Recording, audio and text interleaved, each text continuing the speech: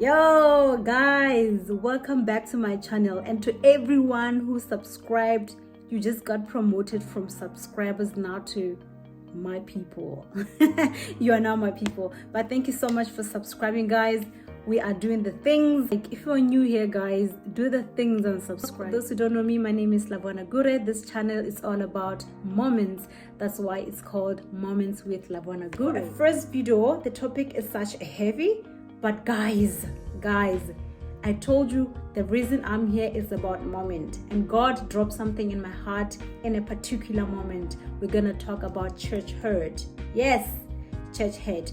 But just a disclaimer, guys, like I had mentioned earlier, I'm a local church girl. I'm planted in an amazing church. So the opinions and the views in this video, they do not represent any church or any leadership, guys. They are purely my convictions. They are purely my opinions, guys. So yeah. So relax. If anything raises an eyebrow, just know that no, it's just me. It's just me. It ain't anybody. It ain't anybody. I know you guys Christians, you know, when someone is talking, you be like, I think he means so and so.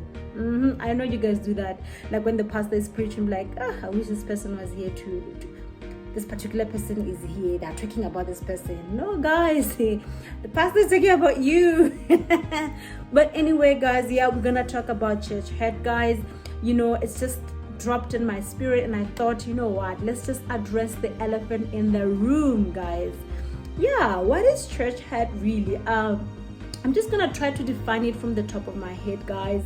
I didn't look at the dictionary or anything, but when you talk about hurt, really what comes into my mind is just, you know, causing pain or injury, you know. And when you talk about church, I would say, you know, we experience, let's say, disappointment, you know, pain, or just, you know, unmet expectation that leaves us in a place where we feel like we've been treated unfairly, and we get offended, if I may to put it that way. And, you know, church hurt can exist between member to member, you know, like where just members didn't vibe well, they said stuff to one another, this person, that, and that. And it can also exist between a leader and a member, which is what we hear most of the time, that, oh, pastor said this, or this leader did that to me, and all those things. It's a common one. And then the third one, guys, that we hardly hear of, but guys, it is a thing, you know, member to leader. Leaders do get hurt, guys, in church. Pastors do get hurt, guys, in church. So sometimes members do hurt leaders, guys. It's just a thing. It's people, you know. Yeah. And you find that also it can exist in different degrees, like where, sure, cases of sexual violence and assault, even physical, guys, it can happen in church as well. So I think in this video, we might deviate more from the low degree kind of church hurt that I want to talk about, that we hear quite often, you know. And sometimes when people have experienced church hurt, they end up leaving church or taking a break from church, or they are there but they are not involved anymore and stuff like that.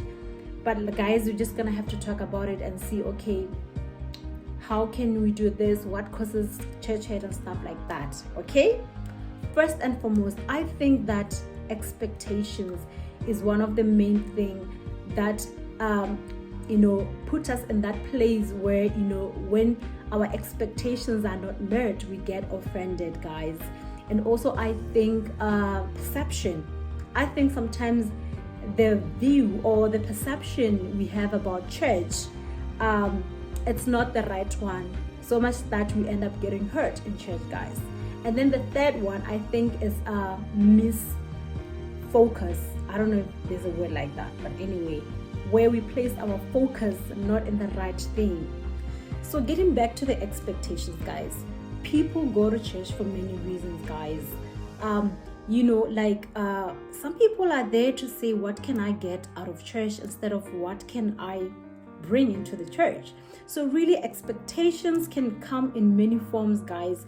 Like, I know in our culture, if you grew up in a Pentecostal, like, you know, for us, church means like, you know, I have a funeral, you are there, you know, I have a wedding, you are there, you know, like anything really, like, you know, and stuff like that. Those are the expectations we have in church. And I think one of the way we can deal with expectations, there are many expectations. I don't know what people come to church and what they expect, but there are many. But I just want to say, one of the things that we can do, guys, we need to manage our expectations. First and foremost, we need to know, as long as you are part of the church, you are gonna be with people. It's people with different backgrounds, people with different personalities. Their journey are different, their stories are different. It is people, guys, and everyone is dealing with something. They've got things that they need to overcome. They've got things that they are working on. Just the other day, I was talking to my husband, and he actually shared something with me about the seed that is planted in different soil settings. Some in the byway, some in the rocks, some in the sand, and some in the good fertile soil. And he said, do you know that those are the kind of people we find in church?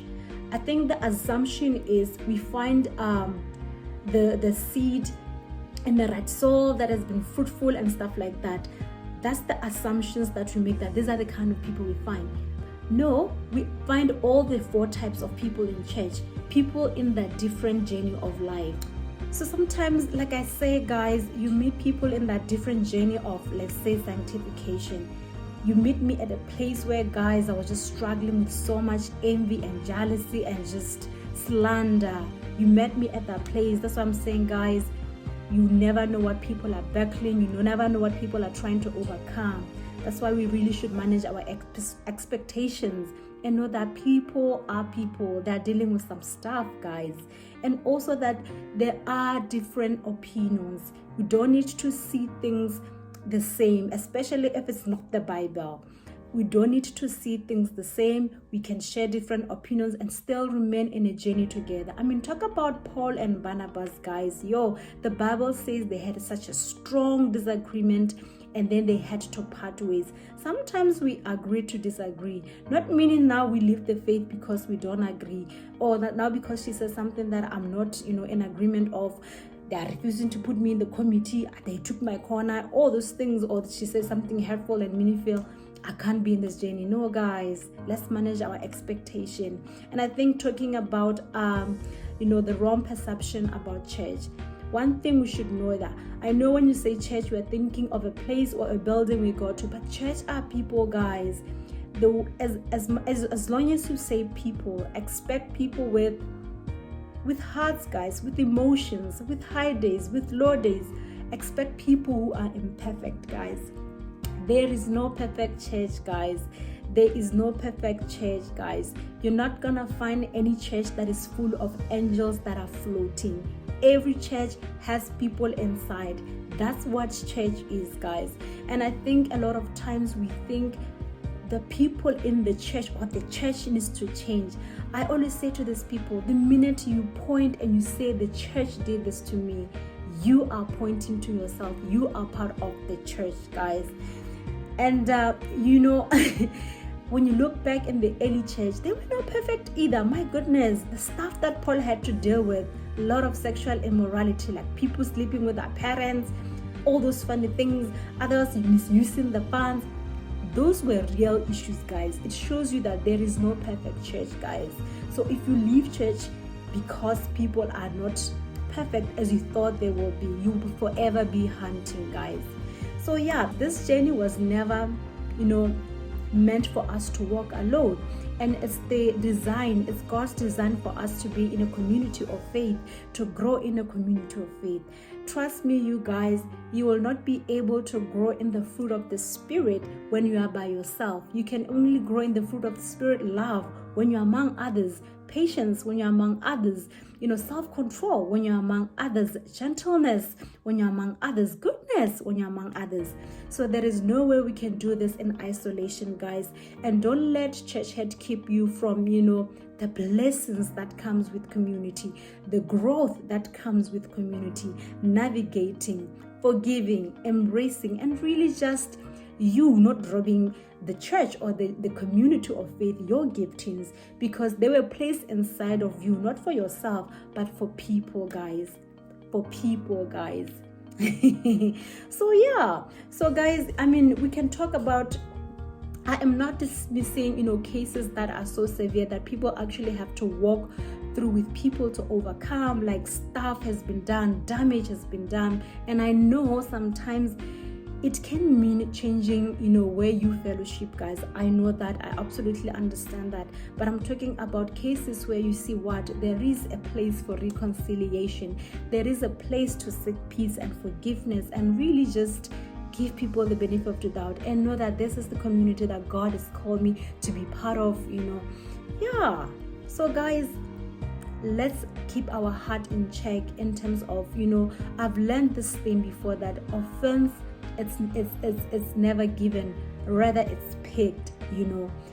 Even me myself as a leader in church, I know I might have said things to people, and know that people never intentionally hurt us, guys, unless they are just clearly, feeding from the flesh, and they are just borderline Satan's little angels. Yeah, but really people never intend to hurt us, guys. I know people have come forth and said, when you said this, I didn't like it, and it was never my mission to hurt them, guys.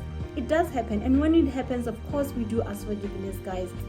Differences, conflicts are normal, they are part of life, same as church. So we just need to guard our hearts and understand that, what, this is the body of Christ. I'm gonna strive for community, I'm gonna strive for health in the community, and sometimes we're gonna have to get people involved to help us overcome hurt.